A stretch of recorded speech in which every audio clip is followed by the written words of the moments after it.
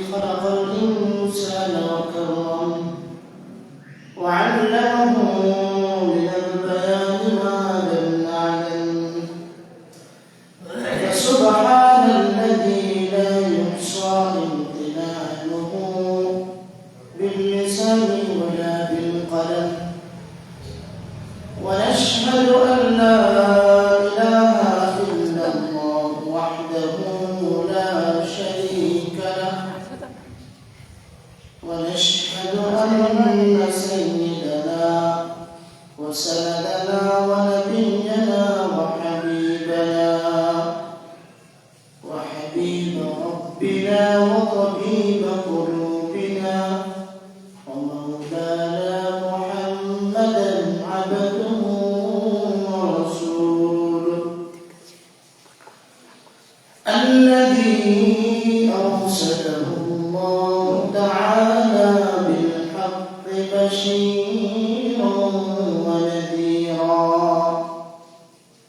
وداعيا إلى الله بإذنه سراجا وقمرا منيرا أما بعد فأعوذ بالله من الشيطان الرجيم بسم الله الرحمن الرحيم يا أيها الذين آمنوا اجتنبوا كثيرا من الظن إن بعض الظن إثم ولا تجسسوا ولا يغتب بعضكم بعضا أيحب أحدكم أن يأكل لحم أخيه ميتا فكرهتموه واتقوا الله إن الله تواب رحيم وقال الصادق المصدوق صلى الله عليه وسلم ذكرك أخاك بما يكره أو كما قال عليه الصلاة والسلام وقال تعالى في شأن حبيبه مخبرا وآمرا إن الله وملائكته يصلون على النبي يا أيها الذين آمنوا صلوا عليه وسلموا تسليما شكرا اللهم صل على محمد وعلى آل محمد كما صليت على إبراهيم وعلى آل إبراهيم إنك حميد مجيد اللهم بارك على محمد وعلى آل محمد كما باركت على إبراهيم وعلى آل إبراهيم إنك حميد مجيد الحمد لله সমস্ত প্রশংসা ওই মহান আল্লাহ তাআলার দরবারে যে মহান আল্লাহ তাআলার কাছে আমাদের সবাইকে একদিন চলে যেতে হবে দুনিয়াতে আমার থাকার ইচ্ছা থাকুক বা না থাকুক পৃথিবীতে একমাত্র একটা জিনিস যেটা মানুষ চাইলেও সম্ভব না সেটা হলো যখন মৃত্যু চলে আসবে এক সেকেন্ডের সময় সে পাবে না পুলিশ মানুষকে ধরতে আসলে অনেক সময় বলে যে ভাই আমি একটু ঘর থেকে আসি সুযোগ দেয় কিন্তু মৃত্যু এমন একটা জিনিস আপনি যে অবস্থায় আছেন গুনাহ কাজ করেন অথবা ভালো কাজ করেন নামাজের মধ্যেও মানুষের মৃত্যু হয় কিনা? হজ করতে গিয়েও মানুষের মৃত্যু হয়, রমজানের রোজা রাখা অবস্থায় মানুষের মৃত্যু। তার মানে মৃত্যু যে কোনো মুহূর্তেই আসে। এটার জন্য আমি আপনার প্রস্তুতি নেই বা না নেই, আমাকে চলে যেতে হবে, এটাই বাস্তব। আমরা এখানে যারা আছি মাশাআল্লাহ, রুচি সম্পর্কে আমরা সবাই জানি, রুচি ছিল আমরা সবাই। দোকানদার যদি কোনো পচা মাছ আমার কাছে বিক্রি করতে চায়, আমি কিন্তু সেটা ধরে ফেলাই, না ভাই টাকা অল্প দিব, তবে জিনিস অল্প নিব, ভালোটা নিব, খারাপটা নিব না। আমরা ইবাদত যতটুকুই করি, বেশি ইবাদত করার সুযোগ পাই না, সময় পাই না, মন চায় না। যতটুকু ইবাদত করবো সেটাও যেন নির্ভেজাল হয়। 2 রাকাত নামাজ পড়বো এমন ভাবে যে 2 রাকাত নামাজে একমাত্র আল্লাহর কথায় আমার সমাজ। আমি 1 কোটি টাকা দান করলাম শুধু মানুষকে দেখানোর জন্য, মানুষ আমাকে এলাকার মানুষ দান শিখে করবো, এই 1 কোটি টাকার দানের মূল্য আমার কাছে নাই।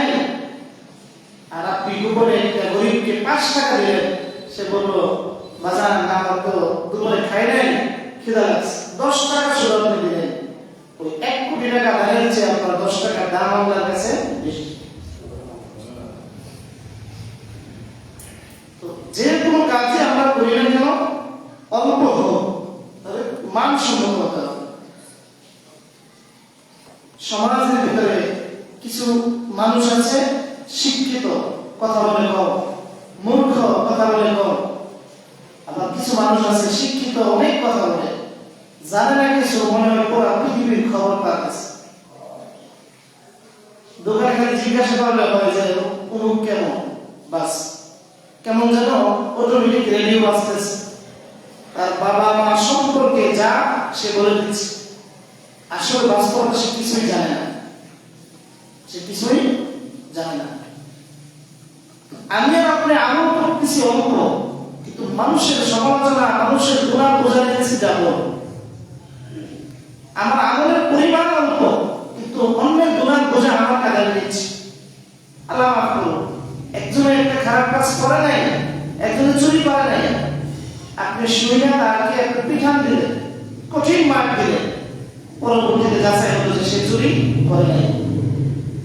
এটার গুনাহ, এটার জন্য জবাবদিহি আল্লাহর কাছে আপনার করা লাগবে না। এই জন্য আমরা যেহেতু আমাদের হায়াত অল্প, সবই আমাদের হাদিসের মধ্যে আসছে এই উম্মতের বয়স হবে 60-70 মাঝে মাঝে। বাস্তবতা এটাই, অধিকাংশ মানুষ কিন্তু এই বয়সে মারা যায়, আগে পরে মারা যাচ্ছে। তো গত জুমায় আমরা মানুষের পরনিন্দা কাকে বলে, গীবত কাকে বলে, এটা এখন আমাদের একটা সাধারণ বিষয় হয়ে গেছে। ওই আলোকে কিছু আলোচনা গত জমা করেছিলাম, বাকি ছিল সেটা। গীবত বলা হয় আপনার আত্মীয় হোক, পরিচিত হোক, অপরিচিত হোক, তার অনুপস্থিতিতে তার কোনো খারাপ কাজের কথা আরেকজনের সাথে শেয়ার করা। একজনে চুরি করছে, এটাই আপনি আরেকজনের কাছে বলেন, এটাই গীবত। হাদিসের মধ্যে আল্লাহ রাসূল বলেন, যিকরুকা আখাওয়াকা বিমা ইয়াকরাহ, তুমি তোমার ভাইয়ের নামে এমন কথা আরেকজনের কাছে বলবা যেটা সে অপছন্দ করে। এই ব্যাপারে আমরা মোটামুটি কয় ধরনের গীবত হয়, কিভাবে গীবত হয়, আমরা বিস্তারিত আলোচনা গত সময় আমরা শুনছিলাম। 4 মাধ্যমে গীবত করা যায়: মুখের মাধ্যমে, তারপরে অন্তরের মাধ্যমে, ইশারার মাধ্যমে, লেখালেখি করা যায়। এই জবান দিয়ে আমরা মানুষের সমান তালে জানি এবং না জানি মানুষ সম্পর্কে মন্তব্য করতেই থাকি। আমার এই মিশিকটা কখনো বন্ধ হয় না, আমার এই জিহ্বাটা আল্লাহর স্মরণে কখনো নড়ে না, আমার এই জিহ্বাটা কখনো আল্লাহ নাম উচ্চারণ হয় না। আমি সকালবেলা ঘুম থেকে উঠে দোকানে গিয়ে সেখান থেকে বিসমিল্লাহ আমি শুরু করি, সমালোচনা দিই, মানুষের গীবত দিয়ে, আবার রাত্রে যখন ঘুমাই তখন আমার মানুষের গীবত আমার মুখে। উচিত ছিল কি সকালবেলা ঘুম থেকে আল্লাহর নাম নিয়ে উঠবো এবং আমি ফজরের নামাজ পড়বো, এরপর আমি বাসায় যাবো, কিন্তু এটা হয় না।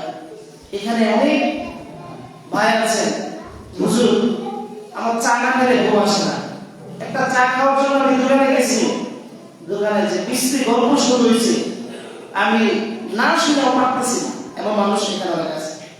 আপনার প্রয়োজনে গেছেন, এই মুখকে আপনার আমার লাগানোর দরকার।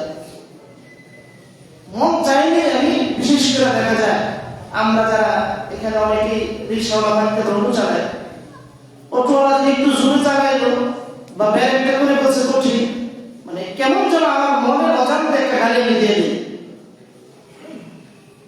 এটা তো কোনো মুসলমানের আচরণ হতে পারে না। মানে গালিটা কেমন যেন এটা আমার মুখের একটা সৃষ্টিগত ভাবে আল্লাহ করে দিয়েছে। বিষয়টা কেমন? বিষয়টা এমন না। মুসলমানের জবানের দাম আছে তো, আপনার আমার জবানের দাম আছে, কিন্তু আমি কদর দিতে পারতেছি। আমরা সবাই চাই হুজুর আমার মৃত্যুটা যাতে ইমানদার অবস্থায় হয়। হাদিসের মধ্যে আসছে যার জবান আল্লাহর জিকিরে সিক্ত থাকবে, ভিজা থাকবে, সে অবশ্যই মৃত্যুর সময় তার কালিমা নসিব হবে। কিন্তু আমার জিহ্বা তো সবসময় ভিজা থাকে মানুষের সমালোচনা নিয়ে, মানুষের খারাপ কথা নিয়ে। এখানে এমন মানুষ খুঁজে পাওয়া যাবে না বললে চলে, হুজুর আমি প্রত্যেকদিন আল্লাহকে 100 বার ডাকি, হুজুর আমি প্রত্যেকদিন জিকির করি, আমি প্রত্যেকদিন আধা ঘন্টা আল্লাহর কাছে মোনাজাত করি, না, পাওয়া যাবে না, খুব কম। আল্লাহ তাআলা কোরআনের ভিতরে বলেন ওয়াকালিলুম মিন ইবাদিয়াশ শাকুর, কৃতজ্ঞশীল বান্দা জমিনে খুব কম। তো এই মুখকে হেফাজত করা, মুখের মাধ্যমে অশালীন কথা, কাউকে গালমন্দ করা, কারো ব্যাপারে গীবত যেন আল্লাহ তাআলা আমাদের জবান দিয়ে দেন না করে, সবাই বলেন আমিন। পাশাপাশি অন্তর দিয়ে মানুষকে ঘৃণা না করা। আল্লাহ কাউকে একটু কালো বানাইছে, তাতে আমার কি হয়েছে? আমার পছন্দ হয় না, আমি তার সাথে কথা না বলি, তার কাছে না যাই, কিন্তু আপনি মনে করে চিন্তা করেন তো মানুষই না, বানরের মতো দেখা যায়, জানোয়ারের মতো দেখা যায়। এই মনে মনে যেন চিন্তা আসে। অনুরূপ ভাবে লেখালেখির মাধ্যমে কোনো কথা জবাব বলেছিলাম, মন চাইলে আমি এক জায়গায় লিখে দিচ্ছি, ফেসবুকে লিখে দিচ্ছি, খন্দকার মানুষ সবাই চোর বাটপার, এই এলাকার মানুষ কথা দিয়ে কথা রাখে না, ইত্যাদি ইত্যাদি।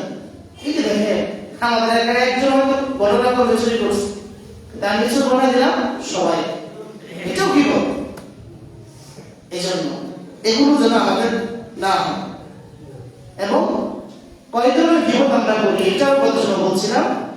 শারীরিক ভাবে মানুষের শরীর নিয়ে আমরা কথা বলি, কাউকে আল্লাহ খাটো বানাইছে, কাউকে আল্লাহ লম্বা বানাইছে, উঁচু বানাইছে, কারো দেখো মোটা, কারো দেখো চিকন। এগুলো নিয়ে গর্বের কিছু নাই, অহংকার কিছু নাই। এই শক্তি, সামর্থ্য এবং সুন্দর কালো কে দিয়েছেন? দুনিয়ার মানুষের কোনো শক্তি আছে? মানুষ বর্তমানে প্রযুক্তির মাধ্যমে করতে পারে, সেটা স্থায়ী না অস্থায়ী। কালো চামড়া সাদা হতে পারে, সাদা চামড়া কালো হতে পারে, কিন্তু সেটার ভিতরে কোনো বরকত নাই। দিন শেষে যারা এই সমস্ত কাজ করেছে তাদের চেহারা আল্লাহ তাআলা নষ্ট করে দিয়েছে, ঠিক না? কারণ আপনার মেয়ে, আপনার ছেলে যত কালো থাকুক না কেন, আজও পর্যন্ত কোনো বাবা বলছে যে আমার মেয়েটা একেবারে কালো, এটাকে ফেলে দাও। আপনার কাছে আপনার কালো মেয়েটা কলিজার টুকরা, এই মহব্বত আল্লাহ তাআলা দিয়েছেন। অতএব মানুষের শারীরিক অবকাঠামো নিয়ে কখনোই গীবত না করা, যে অমুকের মেয়েটা দেখতে ভালো দেখা যায় না, আপনার কাছে পছন্দ নাও তো হতে পারে, কিন্তু যার সন্তান তার কাছে কলিজার টুকরা। এই জন্য তাকে নিয়ে অহংকার করার কোনো কিছু আমার নাই, গর্ব করার কোনো কিছু নাই। হ্যাঁ, আপনাকে আল্লাহ সুস্থ বানাইছে, আপনার ছেলেকে সৌন্দর্য দিয়েছে, এটা গর্বের কিছু নাই, বরং শুকরিয়ার বিষয়।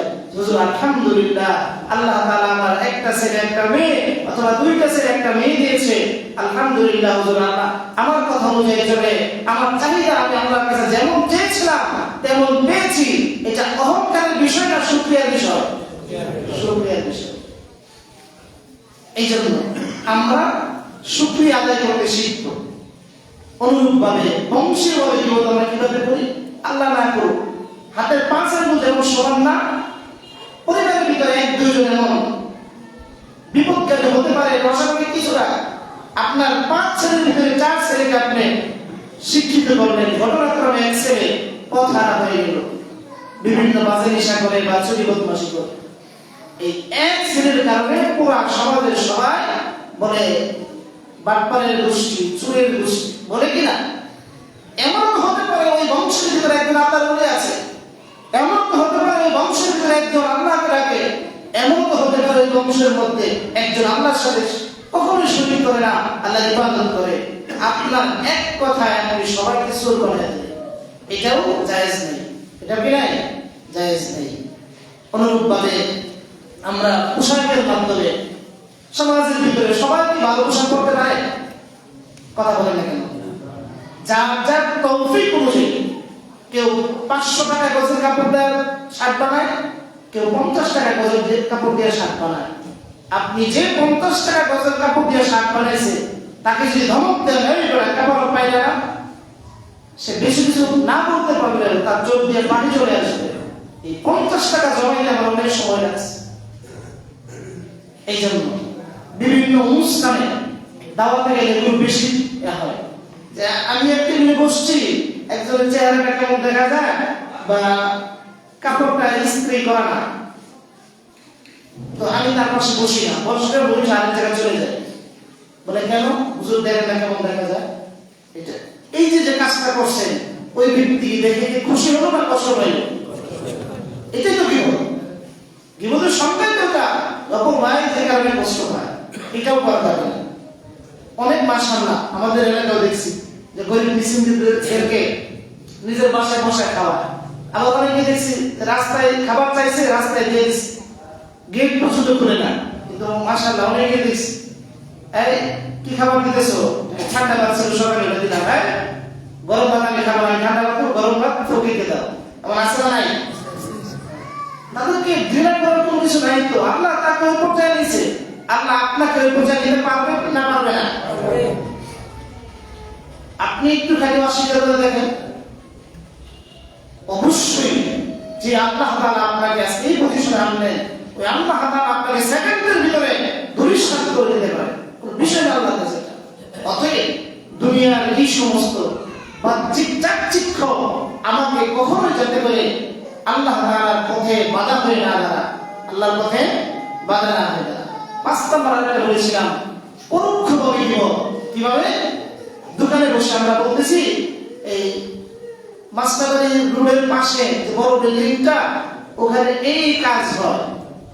কি কাজ হয়, কে করছে এগুলো বলা হয় না, এই কাজ হয়।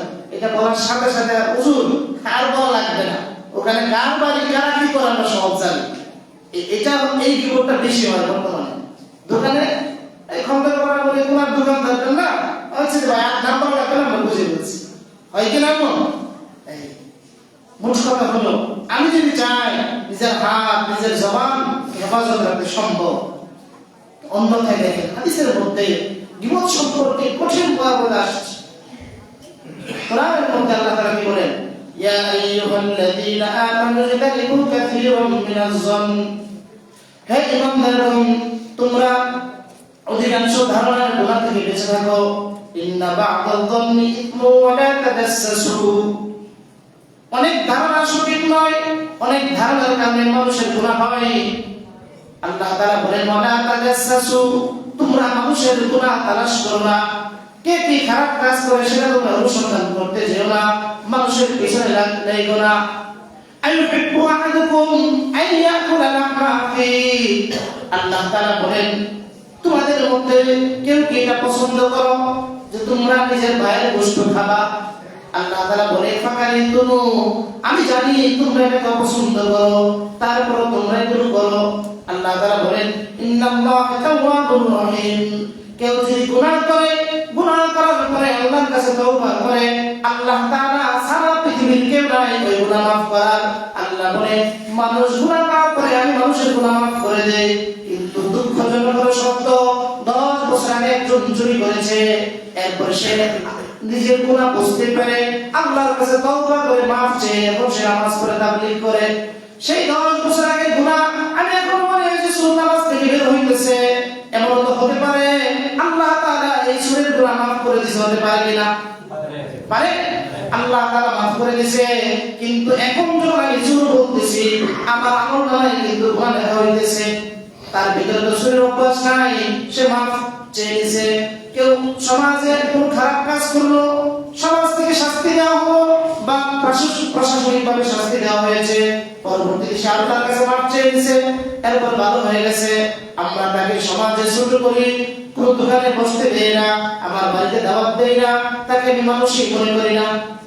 এটা উচিত না, এটা কি না উচিত না। হাদিসের মধ্যে আল্লাহ রাসূল বলেন, আল গীবাতু আশাদ্দু মিনাজ জিনা, গীবত এমন মারাত্মক একটা বিষয়, এটা নিজের আপনার আমার সব আমলকে বাতিল করে দেয়। সব গুনাহ, আমার আমল নামাতে গুনাহ আসতেই থাকে, গুনাহ আসতেই থাকে। কারণ আমি গীবত করতেছি, কেউ জেনে করে কেউ না জেনে করে। হাদিসের মধ্যে আসছে ওই ব্যক্তি আসলে খারাপ কাজ করেছে, তারপর যদি আপনি আরেক ভাইয়ের কাছে বলেন সেটা হবে গীবত।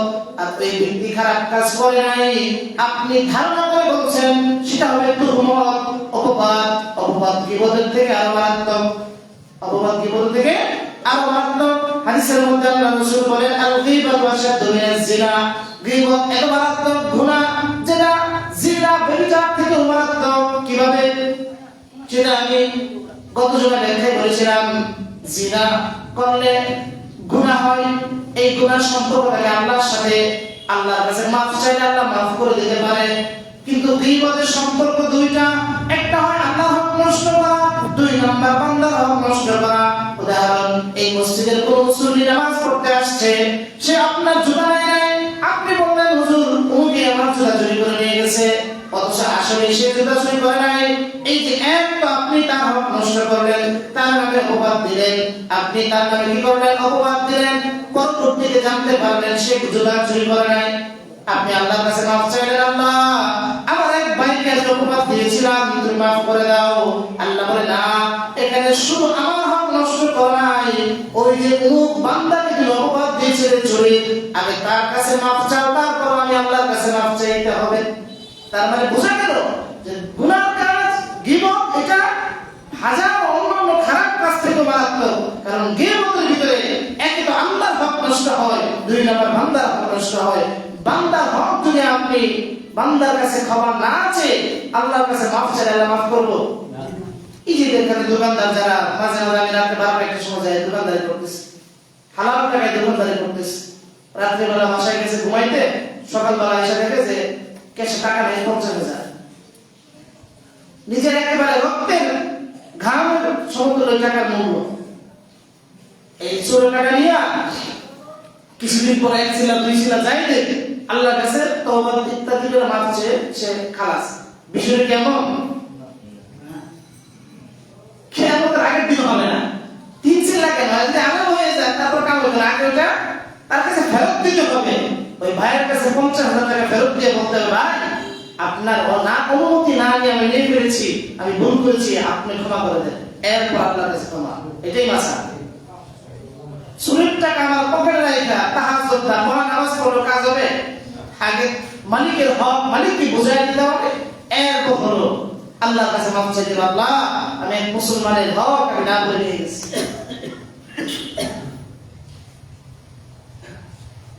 আরেক হাদিসের মধ্যে আসছে, আমরা জানি সুদ খাওয়া হালাল না হারাম?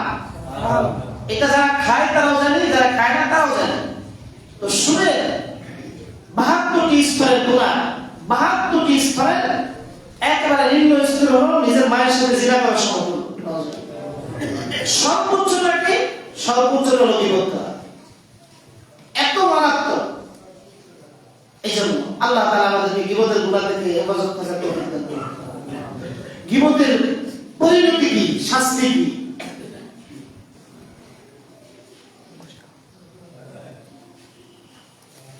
এই ব্যাপারে গীবতের 3টা ক্ষতি। 1 নাম্বার হলো দুনিয়াতে ক্ষতি, 2 নাম্বার আখিরাতে, 3 নাম্বার দুনিয়াতেও ক্ষতি আখিরাতেও ক্ষতি। এক হাদিসের মধ্যে আল্লাহ রাসূল সাল্লাল্লাহু আলাইহি ওয়াসাল্লাম বলেন যে তোমরা এক ভাই অপর ভাইয়ের গীবত করবা না, পরনিন্দা করবা না এবং কারো দুশ্চর্চা করবা না। বলে করলে কি হবে? হাদিসের মধ্যে আল্লাহ রাসূল বলেন قال رسول الله صلى الله عليه وسلم من آمن بلسانه ولم يدخل الإيمان قلبه মুখে সে ঈমান আনলো কিন্তু ঈমানটা তার অন্তরে প্রবেশ করে নাই। শুধু মুখে যদি বলা হয় যে আমি মুসলমান, সে আসলে অন্তরে বিশ্বাস করে না, সে ঈমানদার না।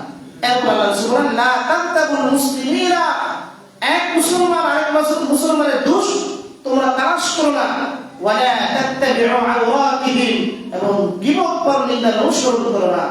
কেন? ফাইন্নাহু মান ইত্তাবা আওরাতিহিম, কেউ যখন তাদের কোনো ভাইয়ের গীবত অনুসন্ধান করে, আল্লাহ তাআলা কি করে? ইয়াত্তাবিউল্লাহু আওরাতাহু, আল্লাহ ওই বান্দার দোষ তালাশ করতে থাকে। আল্লাহ রাসূল হাদিসে বলেন ওয়া মান ইয়াত্তাবিউল্লাহা আওরাতাহু, আর আল্লাহ যখন কোন বান্দার দোষ তালাশ করে, আল্লাহ তাআলা দুনিয়াতে তাকে অপমানিত করবেন এমনকি তার নিজের ঘরেও আল্লাহ তাআলা তাকে অপমানিত করে ছাড়বেন। এত মারাত্মক। এইজন্য কেউ আপনাকে খারাপ সুর বার্তা বলে চলে গেছে, আপনি পাল্টা তার সাথে প্রত্যুত্তরে যায়েন না। আপনাকে যদি কেউ না জেনে কেউ যদি অপবাদ দিয়ে থাকে, আল্লাহ রাসূলের হাদিস যদি সত্য হয়ে থাকে, মৃত্যু বরণ করার আগ পর্যন্ত হলেও হয়তো সমাজে নাইতো পরিবারে সে অপমানিত হবেই হবে, কোনো সন্দেহ নাই। হাদিস সত্য না? কোরআন সত্য, হাদিস সত্য। আল্লাহ রাসূল হাদিস আবু দাউদ শরীফের হাদিসে বলেন পরকালীন ক্ষতি কি? হ্যাঁ, সেম। আল্লাহ রাসূল সাল্লাল্লাহু আলাইহি ওয়াসাল্লাম এক হাদিসের মধ্যে বলেন যে কিয়ামতের ময়দানে মানুষ মারা যাওয়ার পরে মানুষের আমাদের নখ হয়ে যাবে তামা। এই মানুষের নখ দিয়ে চেহারা এবং বুকে বিভিন্ন স্থানে মানুষ খামসাইতে থাকবে। সাহাবায়ে কেরাম বলেন ইয়া রাসূলুল্লাহ, এরা কারা? এরা হলো তারা যারা দুনিয়াতে মানুষের গোশত খাইতো। বলে মানুষের গোশত কিভাবে খাইতো? বলে মানুষের পরনিন্দা করতো, গীবত করতো, গীবত চর্চা করতো, মানুষের দোষ তালাশ করাই ছিল তার কাম। আল্লাহ তাআলা কিয়ামতের ময়দানে একবার কিয়ামত পর্যন্ত সেই ওই তামার নখ দিয়ে নিজের চেহারা, নিজের বুক সেইভাবে চিমড়াই খামসাই দিবেন। ইহকালীন ক্ষতি, দুনিয়াতে ক্ষতি গেল, আখিরাতে ক্ষতি। আরেক হাদিসের মধ্যে আসছে উভয় জগতে ক্ষতি। কিভাবে? এক হাদিসের মধ্যে আসছে আমি খানা খাইতেছি, আপনি খানা খাইতেছেন, এই এলাকার মানুষ ওই আব্দুল করিম, নির্দিষ্ট কারণে আমি এখানে বলতেছি, আমি উদাহরণ দিলাম, সে না এই কাজ করে, আপনি লুকমা মুখে দিতেছেন, আপনি এত মানুষ না। এই যে এই খাবার খাওয়া অবস্থায় যে বিপদ করলেন, হাদিসের মধ্যে আসছে কিয়ামতের ময়দানে আল্লাহ তাআলা এই এক লুকমা পরিমাণ আগুনের গলা আপনার ভিতরে ঢুকিয়ে দেবে। আপনি পোশাক পরিধান করতেছেন, এই অবস্থায় আপনাকে কেউ বিরোধ করতেছে, আপনি বলতেছেন, আপনি সায় দিচ্ছেন, আগুনের পোশাক কিয়ামতের ময়দানে আল্লাহ পরিধান করে দেবে। খুবই মারাত্মক। এখন কথা হলো হুজুর, অনেকের মনে কিছু প্রশ্ন আছে, তার মানে হুজুর কখনোই তার বিরুদ্ধে বলা যাবে না আপনার কথা অনুযায়ী। বিষয়টা এমন নয়। কিছু স্থান আছে, কয়েক জায়গায় গীবত করা জায়েজ, কয়েক জায়গায় ওয়াজিব, কখনো ফরজ, কখনো হারাম, সেটা জানতে হবে।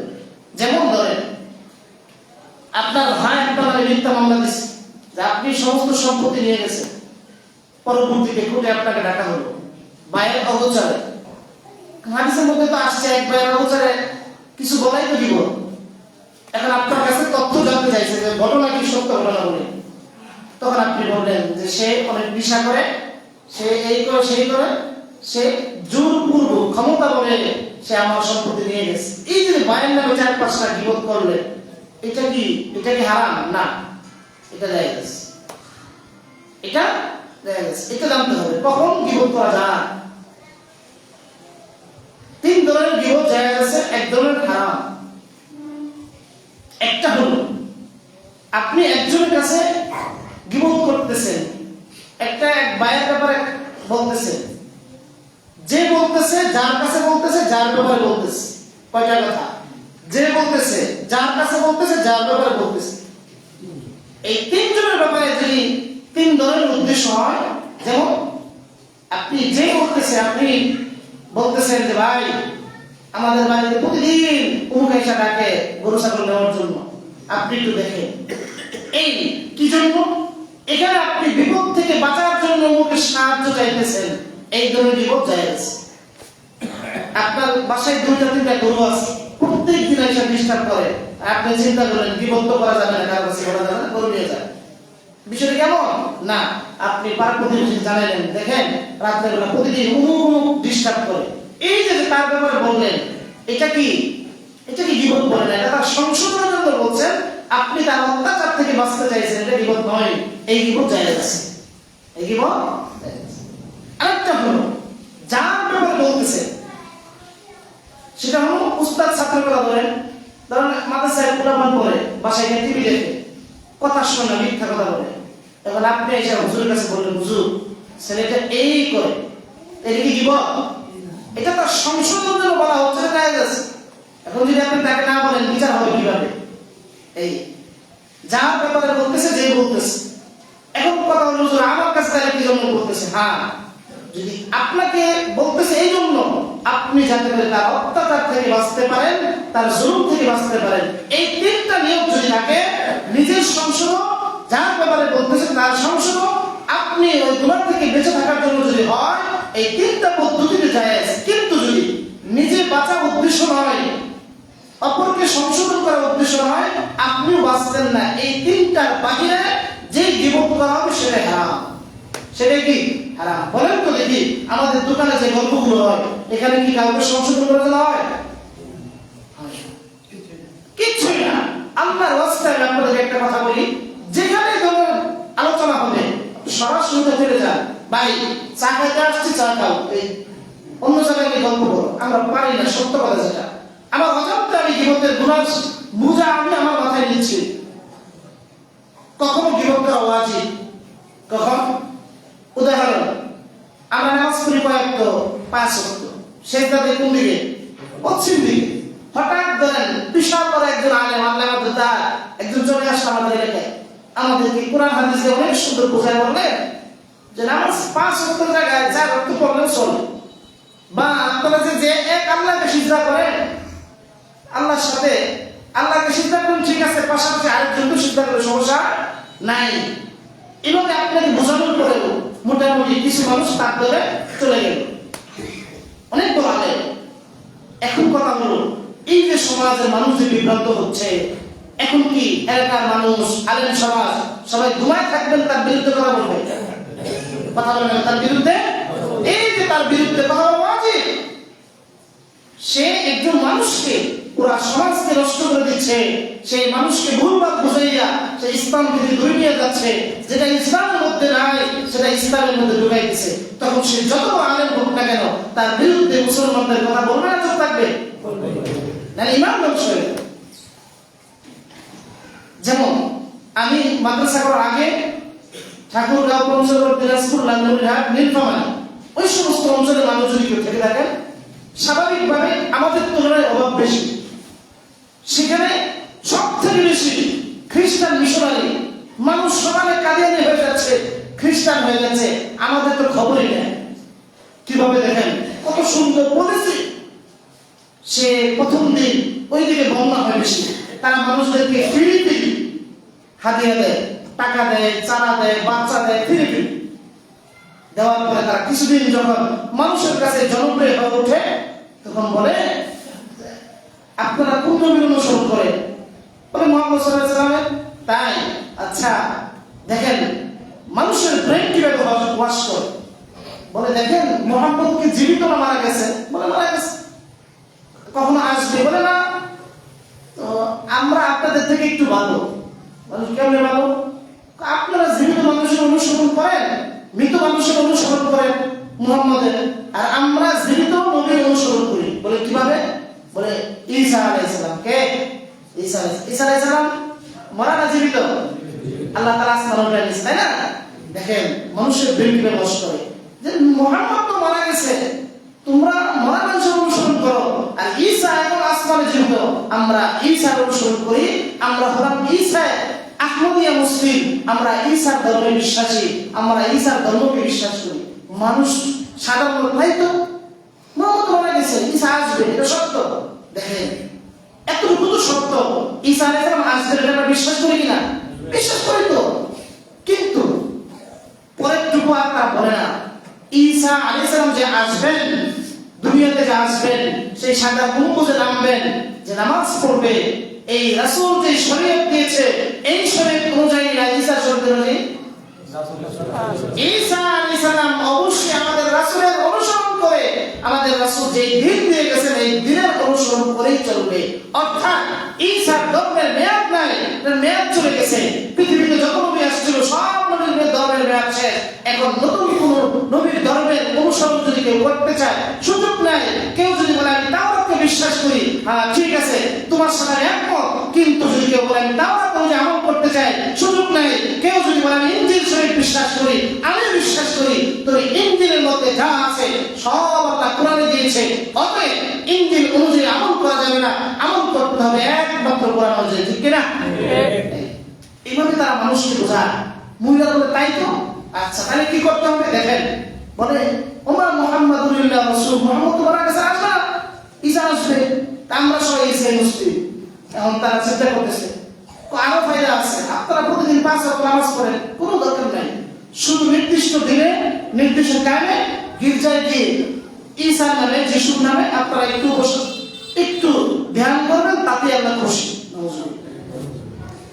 হাজার হাজার পরিবার, সে উত্তরবঙ্গে হাজার হাজার পরিবার আজকে নাম মুসলমান খ্রিস্টান হয়ে গেছে, হাজার হাজার পরিবার। আপনারা চিন্তাও নাই, আপনারা বলেন এখন তাদের বিরুদ্ধে কি আলেম সমাজ, সাধারণ মানুষের চুপ থাকে, কিছুদিন পরে আপনার বাড়িতে তারা ঢুকবে। এই সময় তাদের বিভোগ করা শুধু জায়েজ না, ওয়াজিব। মানুষকে বুঝাইতে হবে, সত্য দিন সম্পর্কে মানুষকে বুঝাইতে হবে যে আসলে আহমদিয়া মুসলিম, কাদিয়ানি এরা যারা বলতেছে, তারা মুখে বলে একটা, অন্তরে করে আরেকটা। এটাই তো মুনাফিকের পরিচয়। ইয়াকুলুনা বিআফওয়াহিহিম, আল্লাহ তাআলা বলে তারা মুখে বলে মা লাইসা ফি কুলুবিহিম, তাদের অন্তরে নাই।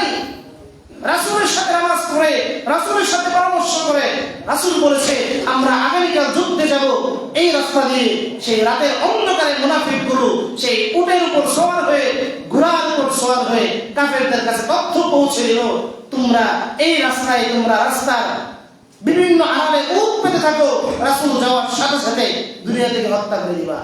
সেই মুনাফিক তো সেই পরে খুশি, সে এই দিক দিয়ে রাসূলকে খুশি করলো, কাফেরদের থেকে বড় টাকা নিল। আল্লাহ তাআলা রাত্রিবেলা ফজরের আগে রাসূলকে জানায় দিলেন আপনি যুদ্ধের ময়দানে কোন রাস্তায় যাবেন? বলে এই রাস্তায়। বলে না, আপনি যাবেন এই রাস্তায়। এই মুনাফিক সেই রাস্তায় বসে আছে, রাসূল এই দিক দিয়ে আল্লাহ তাআলার হুকুমে যুদ্ধের ময়দানে গিয়ে বলে আসো, তোমরা না বলে খুব ভিড়, তোমরা না বলে আমাকে হত্যা করবা, কোথায় তোমরা?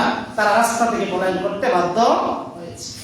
এই জন্য সম্মানিত উপস্থিতি, গীবত এমন মারাত্মক জিনিস, আল্লাহ তাআলা যেন গীবতের গুনাহ থেকে অন্তত কে করতেছে এটা আমাদের বিষয় না, আল্লাহ যেন আমাদের নিজেকে হেফাজত করে সর্বদা। আমিন। আমি গীবত শুনবো না, করবো না। কেউ বললে যদি সামর্থ্য থাকে বাধা দেব, বাধা দেওয়ার সামর্থ্য না থাকলে আমি উঠে চলে যাবো। পারবো তো ইনশাআল্লাহ। আল্লাহ তাআলা আমাদেরকে আমল করার